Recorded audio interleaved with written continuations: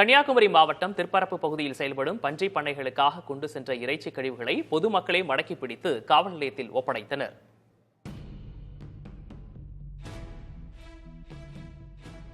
குமரி மாவட்டத்தின் பல்வேறு பேரூராட்சி பகுதிகளில் எந்தவிதமான அரசு அனுமதியும் இன்றி பன்றி பண்ணைகள் செயல்பட்டு வருகின்றன.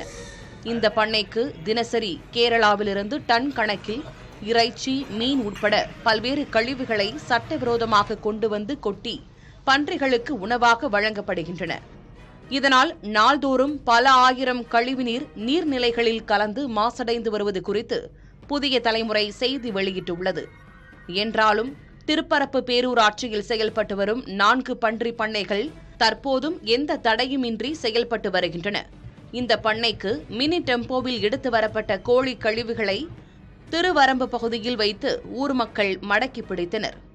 திருவட்டார் காவல்துறையினர் கழிவுகளை ஏற்றி வந்த வாகனத்தை பறிமுதல் செய்து ஓட்டுநரை விசாரணைக்கு அழைத்துச் சென்றனர்.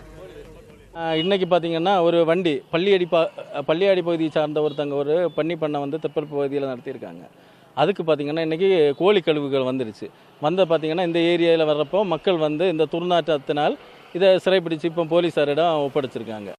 இருப்பதால் மூச்சு திணறல், ஆஸ்மா, சொறி, சிரங்கு இப்படிப்பட்ட நிறைய பாதிப்புகள் மக்கள் ஆளாகிறார்கள். இதுகுறித்து திருப்பரப்பு பேரூராட்சி செயல் அலுவலர் விஜயகுமாரை தொடர்பு கொண்டு கேட்டபோது இந்த பண்ணைக்கு 2வது முறையாக நோட்டீஸ் கொடுத்திருப்பதாகவும் 1 வாரத்தில் நடவடிக்கை எடுக்கப்படும் என்று உறுதியளித்தார். புதிய தலைமுறைக்காக கன்னியாகுமரி செய்தியாளர் மனு.